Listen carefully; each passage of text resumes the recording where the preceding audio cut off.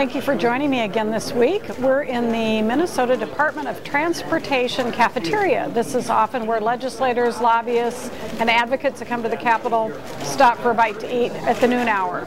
So I've just grabbed a bite to eat and I'm heading back to my office in just a moment to meet some constituents. I have 3 or 4 groups actually of Rochester residents visiting me today on a variety of issues. Some college students, I have the beverage industry, some business people and others coming to talk about issues that are important to them.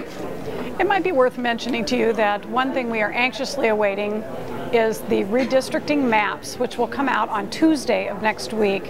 There's a lot of excitement in the halls and nervousness as we wait for those maps, and it will determine not only who your legislator is, but who I represent. So I wait anxiously. We'll see how much work gets done on Tuesday next week as we all sit in committees and wait for the courts to roll out those maps for us. And then it'll be another week or so before we know exactly what our district looks like beyond just the outline. So very much looking forward to that, and hopefully I'll still be representing most of you in Rochester.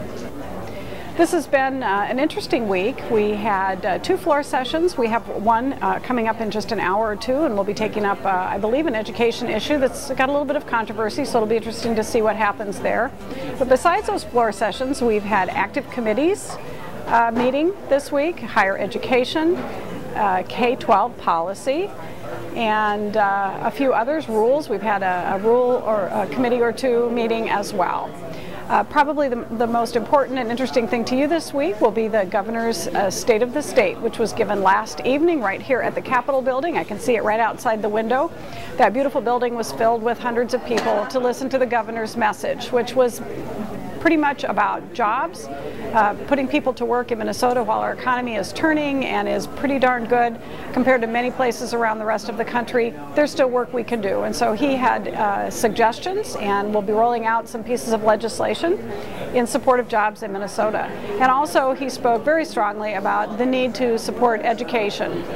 I know the governor supports preschool initiatives and has last year, but he also spoke about the need for a really strong K-12 system and a strong higher education system as well, because those educated students make the wonderful Minnesota workforce we've had and are known for, and we need to continue to keep it strong in order for Minnesota to remain strong. So that was the highlight of our week.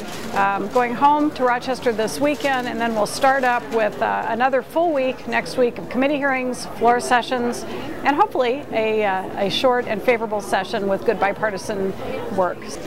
I want to remind you that I do a second Saturday coffee hour at Dunn Brothers Coffee the second Saturday of every month, and would encourage you to come visit me there, where you can share your thoughts with me at 8:30 on Saturday morning. So until next time,